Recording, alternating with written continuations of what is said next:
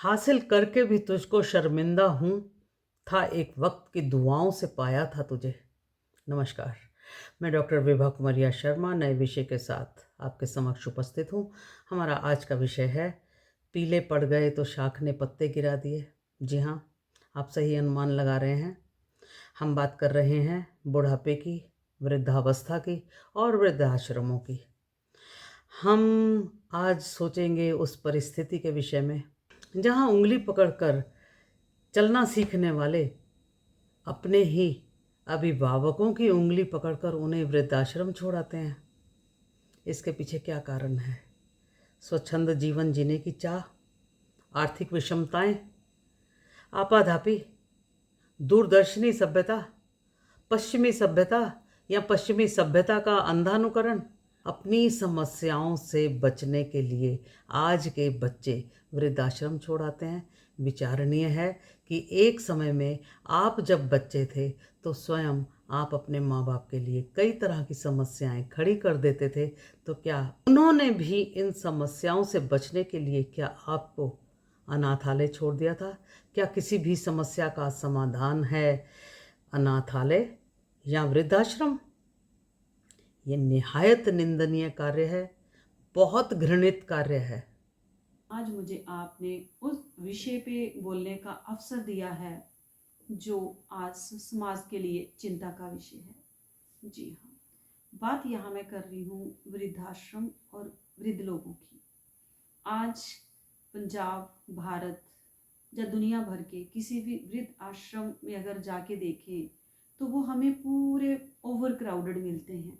और ये आज की संतान, मैं सभी बच्चों की बात नहीं कर रही हूँ, मैं उन बच्चों की बात कर रही हूँ जिनके माता पिता आज वृद्धाश्रम में हैं। क्या उनकी संतान इतनी भी सक्षम नहीं है कि जो अपने माता पिता को 2 वक्त की रोटी दे सके? उन माता पिता को जिन्होंने अपना खून पसीना एक कर दिया अपने बच्चों के पालन पोषण में, अपने बच्चों की परवरिश में, अच्छी शिक्षा में। और ये नहीं है कि जिनके माता पिता आश्रम में हैं और उनके बच्चों के पास कोई काम नहीं है, बल्कि उनमें से बहुत ऐसे हैं जो बड़े बड़े बिजनेसमैन हैं, अच्छी अच्छी पद पे काम कर रहे हैं। तो ये जो एज साइकिल है, जो एज का एक प्रोसेस है, तो वृद्ध होना अपने बस की बात नहीं है। और ये वो समय होता है जिस वक्त हमें अपनों की ज़रूरत ज़्यादा होती है। अपने समाज जहाँ पे उन्होंने एक बहुत ज़िंदगी का बड़ा हिस्सा स्पेंड किया होता है, वो वृद्धाश्रम में जाके उन सभी को वो मिस करते हैं। 2 वक्त का खाना तो उनको मिलता है, कोई बीमारी आ जाती है तो वृद्ध आश्रम में वो भी उनका ट्रीटमेंट अच्छे से किया जाता है, पर इमोशनल सपोर्ट, अपनों का वहाँ पे ना होना एक बहुत बड़ा क्वेश्चन मार्क है। तो आप सब सोचें। धन्यवाद। वृद्धाश्रम भेजने की उम्र नहीं होती, बहाने होते हैं। सुना है बच्चों की वसीयत में माँ बाप के नाम नहीं होते। बहुत शर्मनाक है, बहुत शर्मनाक सत्य है कि जब तक छोटे बच्चे थे तब तक माँ की शैया गीली करते थे। बड़े हुए तो माँ बाप की आंखों में आए आंसू भी नहीं दिखाई देते। बर्तन की जगह ठीकरे और बिस्तर की जगह बोरियां देने वाले बच्चे इस बात को भूल जाते हैं कि उनके माँ बाप ने अपनी उम्र, अपना यौवन, अपनी उमंगें तरंगें सब इन बच्चों के लिए कुर्बान कर दी थी। अफसोस कि माँ बाप के बूढ़े होते ही पीढ़ी दर पीढ़ी चलने वाली रिश्तों की डोर कमज़ोर पड़ने लग जाती है। पश्चिमी देशों में ओल्ड एज होम की जो परिकल्पना की गई, उसके पीछे एक बहुत सुंदर विचार था कि यदि बच्चों को किसी कार्यवश या कारणवश कहीं जाना पड़ता है तो वह ओल्ड एज होम का इस्तेमाल कर सकते हैं। भारत में इस ओल्ड एज होम को इतने गलत ढंग से वृद्धाश्रम के नाम पर लिया गया कि एक बार माँ बाप को वृद्धाश्रम छोड़ने के बाद कोई भी उनकी तरफ मुड़कर नहीं देखता। कभी धोखा देकर, कभी मार पीट कर और कभी लांछन लगाकर उनको वृद्धाश्रम छोड़ाना कहाँ की सभ्यता है। राम और श्रवण कुमार के देश में बच्चे कहते हुए आसानी से मिल जाएंगे। पहले मैं माँ बाप के साथ रहता था, अब माँ बाप मेरे साथ रहते हैं।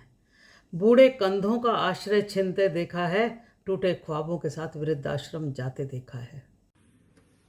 नमस्कार। आज हम बात करेंगे अब के समय की एक बहुत ही ज़्यादा गंभीर और ज्वलंत विषय के बारे में, जो है कि वृद्धाश्रमों का निर्माण, जो बड़े शहरों से निकलकर हमारे छोटे शहरों में, कस्बों तक में आ गया है। अगर हम कहें तो पीले हुए तो शाख ने पत्ते गिरा दिए। क्यों हमारे घरों में वो जगह नहीं रही हमारे माता पिता की, हमारे बुजुर्गों की? क्यों हम उन्हें घरों से बाहर निकालने लगे हैं? अपनी संस्कृति को भूल के, अपनी परंपराओं को भूलकर, आधुनिक होने की चाह में बैकवर्ड शब्द के साथ हमने बहुत कुछ पीछे फेंक दिया है। क्या हम खुश हैं? अब हर एक इंसान ब्लड प्रेशर का शिकार है, हर एक इंसान डिप्रेशन का शिकार है। कहीं ना कहीं उन्हें लगता है कि हमारी बात सुनने वाला कोई नहीं है, हमारी बात समझने वाला कोई नहीं है। कहीं हम खुद ही तो इस बात के जिम्मेवार नहीं। हम कहें कि इसके लिए कोई एक ही पक्ष जिम्मेवार है, इतना भी सही नहीं है। जिम्मेवार है तो संवाद की कमी, कहीं ना कहीं बदलने की कमी। हमें वक्त के साथ थोड़ा थोड़ा बदलना चाहिए, पर एक पक्ष को नहीं, दोनों पक्ष को। बुजुर्गों को चाहिए कि वो घर के ऊपर बोझ ना बने, घर की ज़रूरत बने। और बच्चों को चाहिए कि वो कमाने की राह में इतना आगे ना निकल जाएं कि जब वो थकें और पीछे मुड़ के देखें, माँ बाप को वो खुद छोड़ आए हैं और बच्चे उन्हें छोड़ के चले गए हैं। तो हमें शब्द को बदलना होगा। पीले हुए तो शाख ने पत्ते गिरा दिए। धन्यवाद। मेरा बेटा तो बचपन से ही है भुलक्कड़, मेरा बेटा तो बचपन से ही है भुलक्कड़, अपने मकान में मेरा कमरा बनाना ही भूल गया। दोस्तों, United nation world population ageing की रिपोर्ट के अनुसार वर्तमान भारत में बुजुर्गों की संख्या 8% है और 2050 तक ये संख्या 30% हो जाएगी। इस आधार पर सहज अनुमान लगाया जा सकता है कि बढ़ती जनसंख्या के साथ साथ वृद्धाश्रमों की संख्या भी बढ़ती जाएगी। आज भारत के 250 जिलों में 400 वृद्धाश्रम हैं। आने वाले समय में क्या होगा, सहज अनुमान लगा सकते हैं। कौन सी किताब पढ़ाएं, कौन सी दवा पिलाएं, कौन सी घुट्टी दें इन बच्चों को कि ये अपनी मानसिक बीमारी से उभर सकें, बाहर आ सकें। ये संस्कार विहीन पीढ़ी भले ही अपने वर्तमान में अपने काम करके खुश हो जाएं, भले ही उन्हें इस कृत्य से खुशी मिलती हो, लेकिन उन्हें ये समझ लेना चाहिए कि आने वाला कल बिल्कुल यही परिस्थितियां, बल्कि इससे भी बुरी परिस्थितियां इनके लिए लेकर सामने खड़ा हुआ दिखाई देगा।